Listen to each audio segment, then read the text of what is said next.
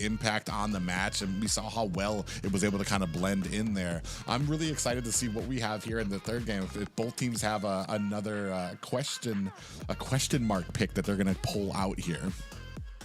Yeah, I think for the first phase, it's still going to be the same. So if they're not going to switch this up, it's going to be S2G on the blue side once again here for this third game. And the case was they banned out all of the heroes of Hoda and actually picked up a very good first pick, which was the Ruby. Then they went for the Claude and the Valentina for the next two picks. So that could possibly be the case here. They're kind of composition that works so well in game number one. So Ruby, the likes of Minotaur, and maybe even the Tigreal could work here for the side of S2G, but it has been banned away earlier. So let's see if it can be picked up here, or maybe perhaps they're going to try to go for like the pickoffs once again. So let's see here for this third game.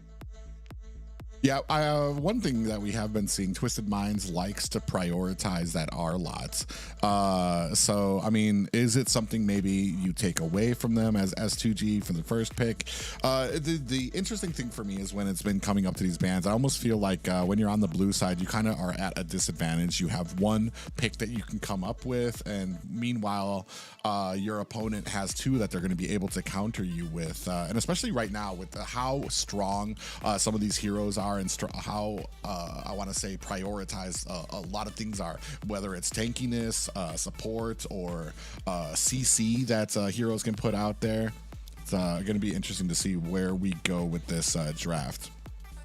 Yeah, Twisted Minds, this was the same first two bans that they had, right? The 1-1 and the Matilda that they really don't want to give out to S2G. The last ban earlier in game number 2 was actually a Guinevere, but it was banned away now by S2G. So this means that the Ruby is up for the picking, or maybe they can steal that Arlot, but I think it's way too much to give, right, to the side of Twisted Minds. Yeah, they're definitely going to be starting it up with the Ruby, one of the best picks currently in our meta. Great CC, great for the laning phase. I love the adjustments that they made. And Twisted Minds is still going to pick up that R lot. So we can kind of, at this point, like you can kind of confirm that this is going to go to the roam role.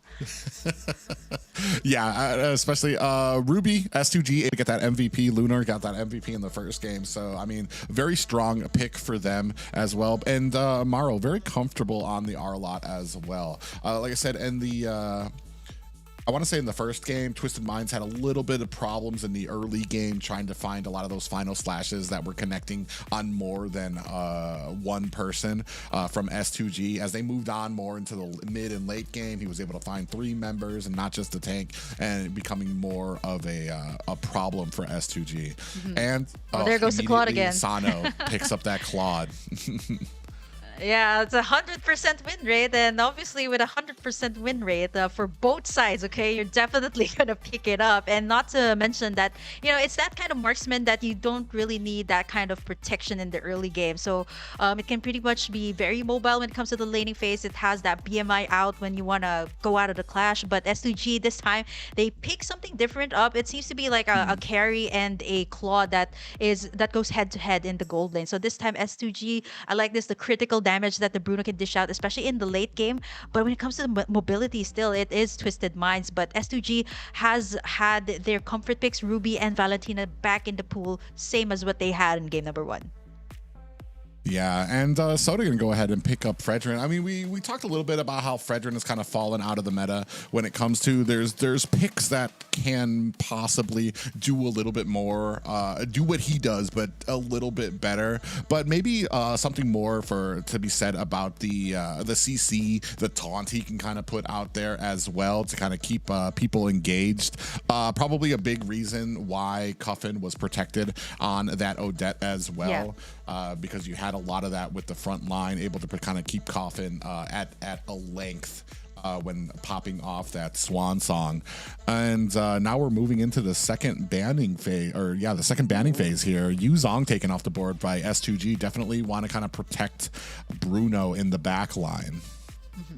Yeah, that. There goes the Diggy for the final ban. I love the Minotaur ban though here from Twisted Minds. It's actually what made it difficult, right? Like apart from, we only noticed the Ruby, right, which was the MVP, but the Minotaur also gave a hard time for Twisted Minds, right? You got like two CCs that you had to deal with in game number one, and now S2G kind of claps back by picking, or rather banning out this Yuzong that can really reach that Bruno in the backline. So what makes me really curious is that if they don't ban away the CC here, it might actually be picked up here by Twisted Minds. They still need that XP lane, but it seems like Mike Sama is kind of going for those type of heroes that can deal a good amount of burst, like the X-Borg and the Paquito, and also really good for zoning. So they might actually consider banning away the CC, still one of the top tier heroes, or maybe take away some of Mike Sama's heroes that is also good for zoning out. Yeah, Aurora looks like it's going to be the taken off the board here. One thing about the CC is that I feel like S2G with the CC not able to kind of create a lot of opportunities. They were able to kind of really flood CC's lane, and especially because CC 1v1 when it's just you and the other XP laner, when your lane is kind of left alone, CC really shines. But when you have that pressure of more than one person up there and a little bit of CC can kind of flounder, and especially when it comes to team fights where you're behind, CC's not able to find an opportunity to kind of get in there and isolate those single target heroes out there on the enemy team. So I'm not so sure if it might be something that they're looking for here. Still a very strong pick, a lot of damage that can be going out there, especially when your team is ahead. It's just like some of the heroes there. It's when you start kind of falling back, it's where people like CC become the main target in a lot of these clashes. I was laughing because, like, how many times did we actually say CC, right? I think people can't even differentiate if we're saying CC as in crowd control or CC, the hero, right? Like, I mean, come on. It is a big thing here, especially for these two teams, right? The CC heavy composition, not the hero, okay? But it's still open, by the way. So maybe Twisted Mind still needs that XP lane. Great for maybe zoning out the Bruno in the backline. Still someone who is really annoying to deal with, or maybe they can go for something different for their XP lane. They pick up the Tigreal here for S2G, then they're packing up the CCs here. Yeah, still go for the X-Borg though. Yeah.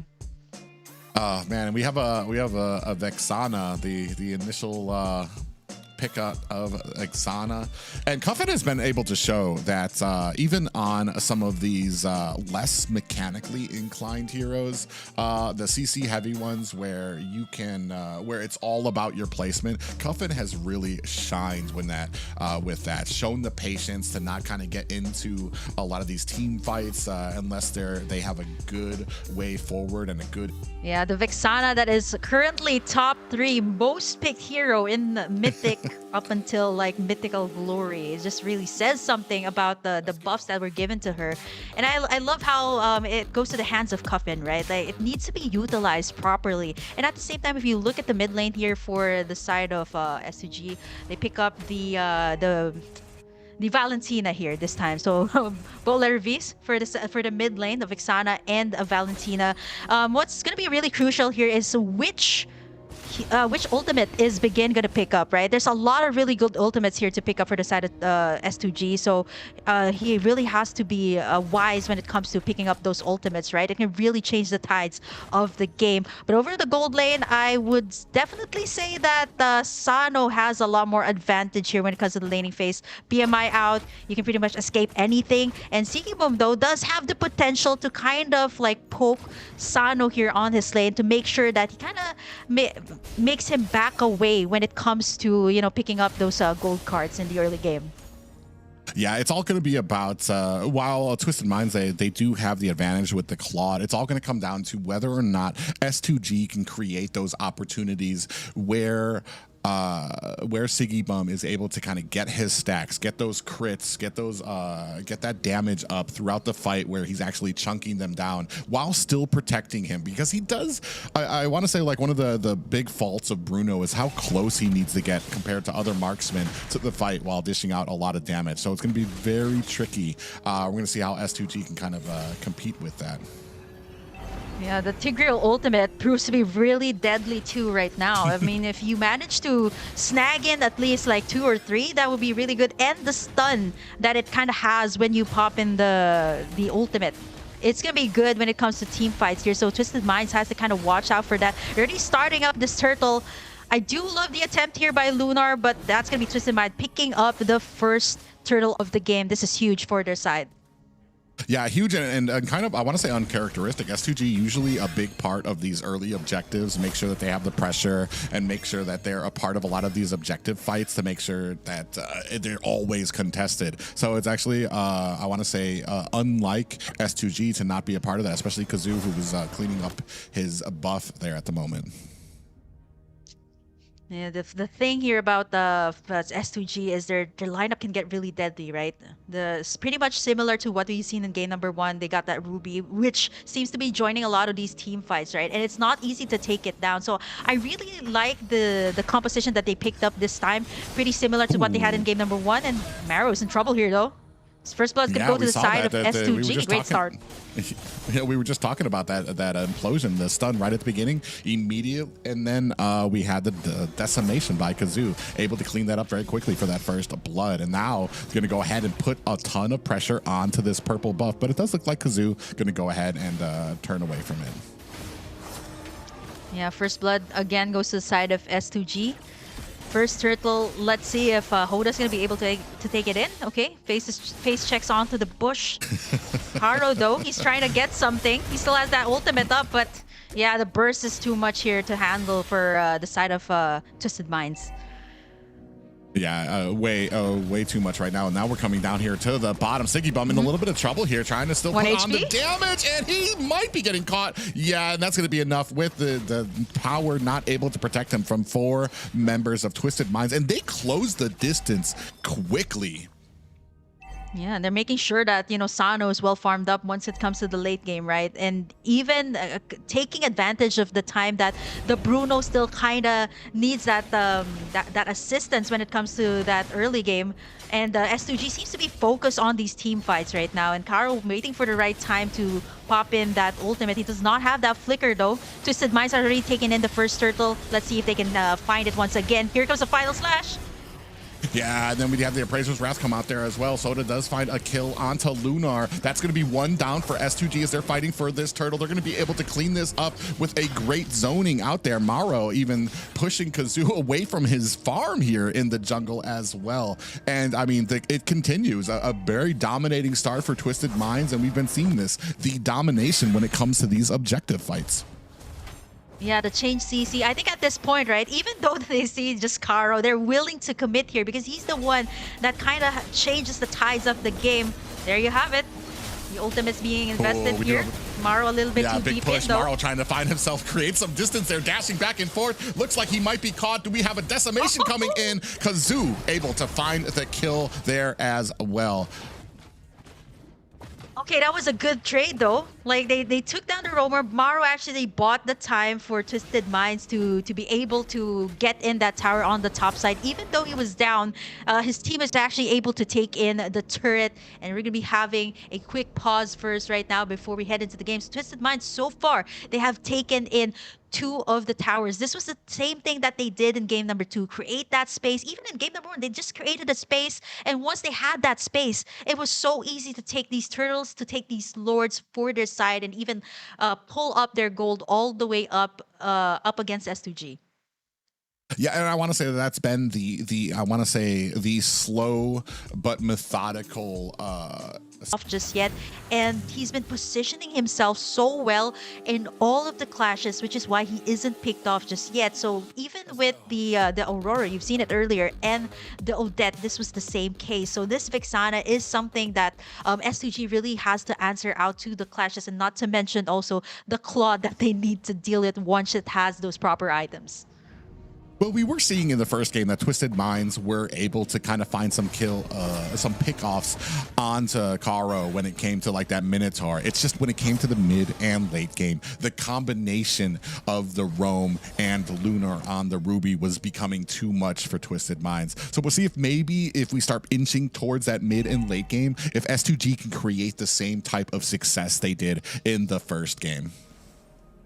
Yeah, taking a look at the items here, the Bruno of Sigibum actually prioritized that Has Claws, which is kind of the thing when you have these marksmen that need that kind of space to be able to dish out the damage, so the Haskell's will actually help it restore its health back to full. So now what S2G needs to do is instead of contesting for the turtle, they're actually gonna be taking in the tower. So instead, they're gonna give themselves some space also over the top side, whereas Twisted Minds, they have all the space that they can get to take in this turtle without any contest at all from the side of S2G.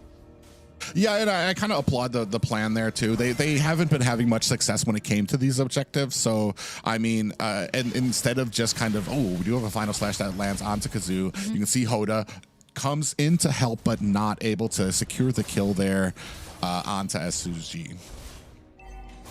Yeah, the turtle once again, I think all of them so far went to the side of Twisted Minds. This is really hard for the side of S2G. They want to have all these clashes, but Twisted Minds just keep on getting those turrets, keeps on getting those objectives, which just makes them all the more farmed up right now. 86 seconds before we head over to our first Lord here. This should be Twisted Minds once again having the prime position there before they take this in. Not to mention Sano. We haven't seen so much of him yet, but he has been pushing. He has been farming there, and that is exactly what a Claude needs to do here once it reaches mid to late game.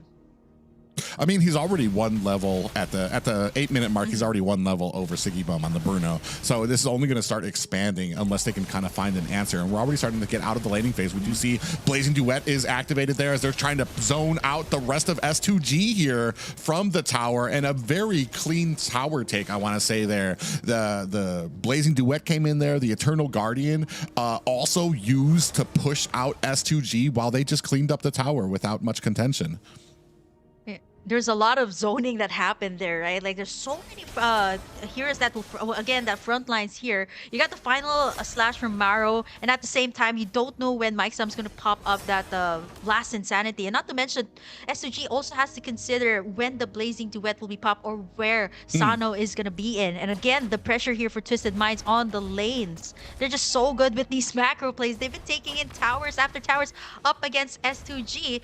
And right, just like that, the pressure onto the lanes here will actually give Twisted Minds the prime position here on this Lord Pit. Yeah, and I was just about to say, too, it's like you get too close, you're in range of Maro in the final slash, and you get too far away, then you've got a lot to compete with when it comes to the Blazing Duet and the Eternal Guardian. Now we're starting on to the Lord, about half health for Twisted Mind. It does look like Karo wants a little bit of a piece of this. You can see the rest of S2G looking for a position here, trying to get in there. Ooh, nice little stun. Oh, an implosion lands on the 3 members. Here comes the Eternal Guardian. The Appraiser's Wrath comes down and gets them very low. Mike in a little bit of a bad way. Maro finds a kill onto Kazoo. And looking right now, yeah, and that is a retry down for S2G. And unfortunately, that's going to be probably this Lord going over to Twisted Minds. Definitely. I think it kind of backfired on the side of S2G here. Like what Karo wanted to happen was like land that very, very nice setup. But the thing here about Twisted Minds is the backline that they had, the Blazing Duet, and then you got the Eternal Guard from the Vexana that really needs to be looked upon here by Twisted Minds. And just like that, without Kazu in the picture, Twisted Minds just got in that free Lord. And not to mention too, I really love to commend the zoning here of Mike Sam. He was the one actually being a menace here to S2G, which is why they couldn't really position themselves very well in that Lord Pit. Here it comes. First Lord, this should actually create so much more pressure. At least the second tier towers will go to the side of Twisted Minds. Yeah, and that's the problem here with the front line. Unfortunately, it's like it's almost at a point Karo needs to be able to find an implosion on Cuffin and Sano, which doesn't make sense on paper when you think about it, because those are the 2 heroes that are going to be well in the back line of Twisted Minds. Every single time an implosion is going to come out, you're going to be dealing with an Eternal Guardian, you're going to be dealing with that Blazing Duet, you've got Maro, and then you've got the tankiness of the front line there. So it's just a very frustrating game with a lot of hurdles for S2G right now to overcome as they push through to the mid. Yeah, they need that one setup once again, that miracle setup that made them win game number 1. But, you know, Twisted Minds, 33k for their side. Mike Sama and Hoda zoning them away. The Lord is pushing in on this bottom side. And not to mention the Purify still up here for Sano, just in case he gets caught up by that implosion from the Tigreal, or maybe even gets set up here by Ruby. Another big thing to kind of point out too is a pretty low kill game for the amount of towers down. 6 towers down and 5 kills for Twisted Minds. It just means that they're getting so much value out of every single kill that they get in objectives. Just a very smart plays by them. Yeah, 8,502 for Sano here, as compared to the Bruno here of Sigibom that only has 7,500. So that's at least a good 1,000 gold difference from the gold laners. And at this point, the Claude is pretty much activated already. And it's gonna be really hard, not unless you get that setup that I am offended, and at the same time you get that implosion. But then again, you have to deal with the Purify here of Sano, so it's not gonna be easy to take him down. Maybe perhaps take away Coffin, but his positioning is just way too good right now. Yeah, and it's unfortunate too because as we were talking about before, even now, Sigibum not really even farmed enough to be doing too much damage to the front line. And we were talking about it before. You need to be able to kind of create those opportunities for the Bruno to get those stacks, to get that damage, to ramp it up to a point where it's actually scary. Unfortunately, S2G, the front line, having troubles even withstanding the amount of damage that Twisted Minds can come up with during these clashes. Yeah, there was like so much lords to deal with. Mike Sama, I don't think it's going to be a problem for him. He's going to be able to sustain all of that damage, and not to mention he still has that immortality. Look at the zoning that he's doing while everyone else is working on this Lord Caro, trying to find the right setup. Ooh. He does get 2 here. Lord being pushed away though. Sano manages to take it in for the side of Twisted Minds. Nice attempt though by Maro, but he is gonna get punished here by Twisted Minds. And that is it. That is it. It's gonna go to Twisted Minds here. This the first Luminous Lord of this game. Caro with a wonderful play into the backline, lands an implosion, and then pushes the jungler away, looking for an opportunity or creating an opportunity for his team in S2G, but they just weren't able to capitalize. You were talking about it. Big Final Slash comes out here, Blazing Duet onto the side, bursting them down to about 10%. Cuffin finds a kill onto Lunar, and we are blazing through the mid tower. Lord still bounding his way at the top. Yeah, Lunar's already down. That's 1 man down. To not have that setup, Mike Sama's really tanky here. But this Twisted Minds, they're looking to end this one. Lord is knocking in the base, but they're taking down the inhibitors first. This is not going to be easy for S2G. They're setting it up right now. They're able to melt down the Lord, but there's a lot of minion waves here. Caro, though, yeah, we have a 7K gold lead right now. They are trying to withstand, trying to defend minions all over the base right now. We're coming in here right now. Sigibum gets taken out, and there is that last game. Twisted Minds come ahead for Saudi Arabia. Just like that, they actually take this series in with a reverse sweep in a 2-1. Jack takes, of course, on the Turtles and the Lords. But, of course, let's take a look at the highlights first on what went down in this last and final game, as Twisted Minds will be taking in this series. I actually like how S2G started this thing up. Actually, Sigibum was able to take in some of the kills. But, like what I mentioned, right? At this point, Twisted Minds was just willing to go for the kill. Even onto Caro, they were willing to invest all of those ultimates just as long as he can't get that setup. You see this, Mike Sama always getting in that nice zoning to the point that Caro couldn't even set things up once he pops in that last Insanity. And at the same time, if you notice, S2G was going for the team fights, but Twisted Minds, they were just taking in towers. If there was a clash here, Mara was just willing to take in all of the damage just so that they can push in the tower.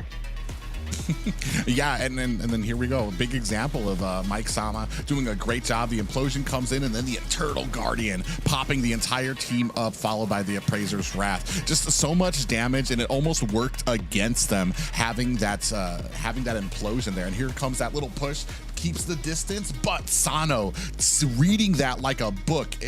Seeing that his jungler was out of there, absolutely just honed in on the Lord, focused on it to make sure that he could take it down if his jungle was taken out. And then, of course, our final push out here, that final slash comes out with the Blazing Duet, and this was just unstoppable. They were already at a great lead here. Implosion, and then you see all the damage. Caro getting taken down like a minion. Like that's a roam there that got absolutely obliterated there for that last fight for the final piece there to take down the core of S2G.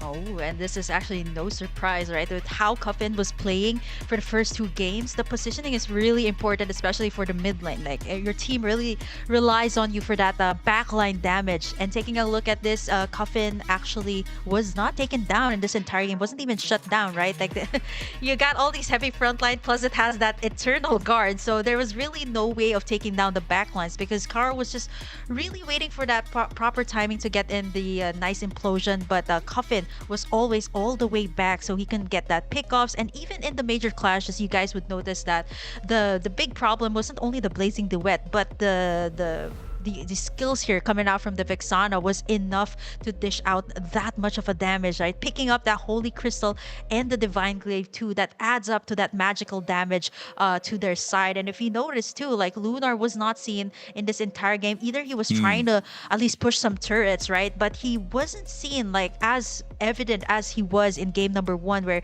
it was just I am offended left and right. But this time he was so contained in his lane. It's all because of the export pick here this time, because that was the major difference here for the lineup here for both sides, right? They pick up the export instead of the Paquito. That will really have a hard time up against the Ruby. Yeah, and I wanted to say, like, there was just those little minute changes to the composition from the first game that they went with to kind of find success here. I mean, 70%. It was amazing to Coffin. I mean, he gets the MVP, but I mean, like we were talking about, I don't want to take anything away from Mike Sama.